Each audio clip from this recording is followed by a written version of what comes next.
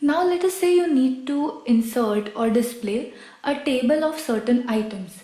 So that can be also done with HTML. In HTML you can create a standard table where there are certain information in the format of rows and columns.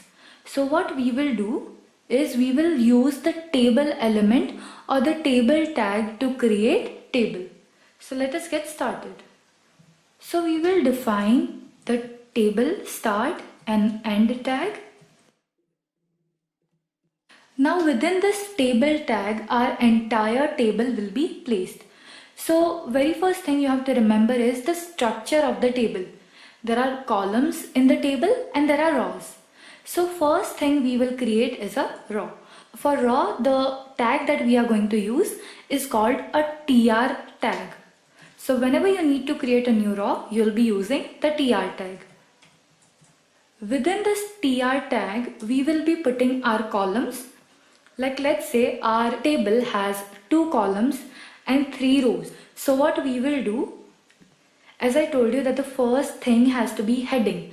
Subject and technology in this case are headers of this table.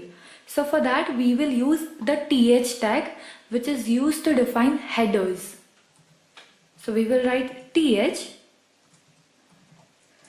Within the first you will be putting heading for the first column, which is subjects, and in the second th you will be putting technology.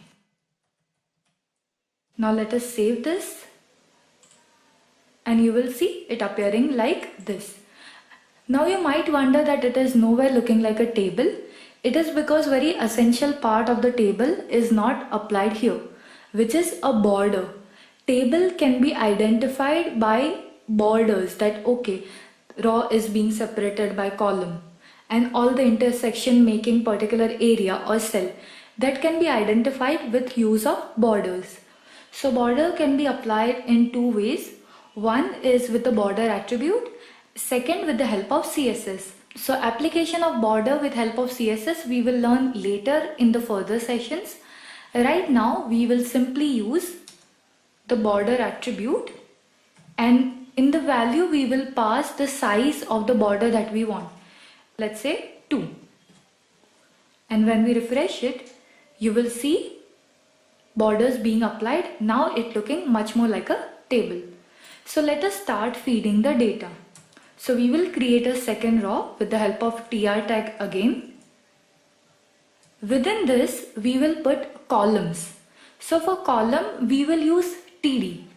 As you saw here, th was used to create headers, but now we need to create data for those headers. So that's why we will use td and not th.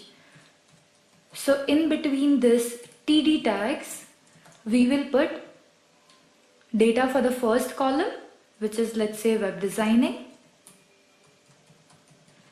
and within the second td tag we will put data for the second column, and you will see a new row being added with these column details. So now let me quickly finish this table by adding more columns and rows into it. So the data has been filled now. Let me save and refresh it, and you will see table being displayed here.